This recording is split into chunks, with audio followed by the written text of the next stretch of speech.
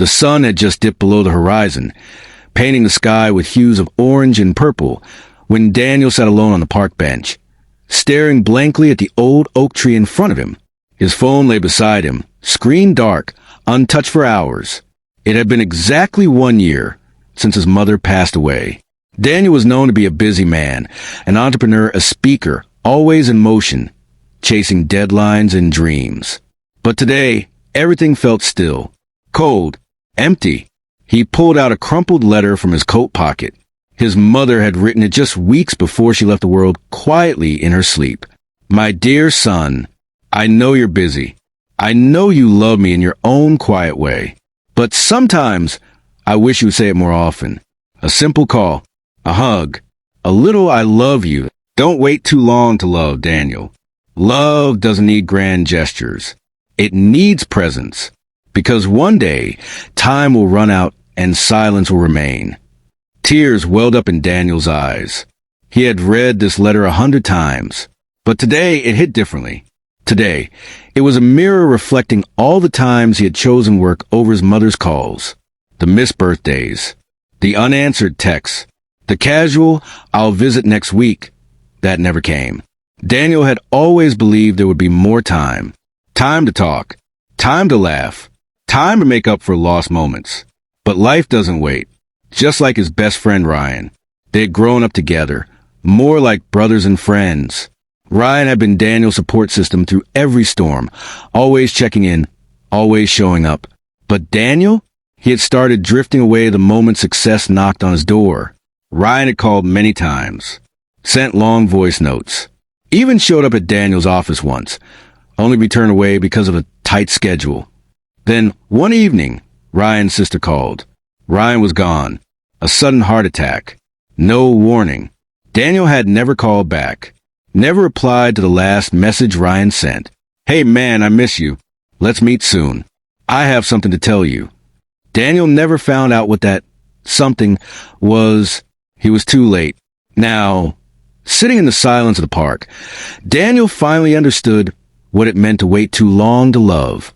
A few feet away, an elderly man sat feeding the birds. His eyes were gentle, his hands trembling slightly. Daniel glanced at him and asked softly, "Sir, can I ask you something?" The old man looked up and nodded with a kind smile. "What would you say to someone who regrets not saying, 'I love you' in time?" The man looked thoughtful. He stared into the sky for a moment, then replied, "I'd say love is not just about words. It's about action. But the person you regret not saying it to is gone. Then love someone who's still here. Don't repeat the mistake. Be brave enough to love now." Daniel felt something shift in his heart. He stood up, wiped his tears, and walked away from the bench with purpose. That night, Daniel didn't go back to his office. He went home, sat with his father for hours. They had barely talked since the funeral. But tonight, Daniel opened up. "I'm sorry for being so distant, Dad. I miss Mom too. And I miss you." His father, surprised at first, placed his hand on Daniel's and said, "I thought I lost you too, son. Let's not waste any more time." The next morning, Daniel posted a video online, not about business or motivation, but something deeply personal. "Hi, everyone. Today, I want to tell you something I wish someone told me earlier. Don't wait to love. We wait for birthdays, for the right time, for weekends or holidays to express what we feel. But life doesn't promise us tomorrow. Call your parents. Hug your siblings. Tell your friends you care. If someone matters to you, don't let silence be your last memory. Don't wait to love. Because some goodbyes don't come with a warning." The video went viral. Thousands of people messaged him, sharing their regrets, their missed chances, their own unspoken goodbyes. And thousands more decided to pick up the phone, knock on a door, send that message.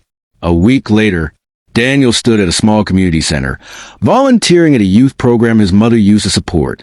It was her dream to help struggling kids find their voice, their path. Daniel smiled as he saw a young boy shyly hand a handmade card to his teacher that read, "Thank you for caring about me."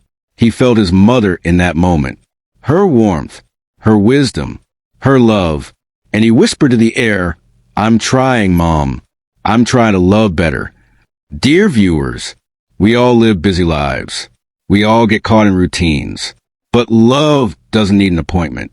Sometimes a simple call, a warm hug, or even just being present can mean the world to someone. Don't let pride, distance, or silence stop you from saying the words that matter. Tell your loved ones you care today, because the truth is, you don't always get a second chance. Don't wait to love.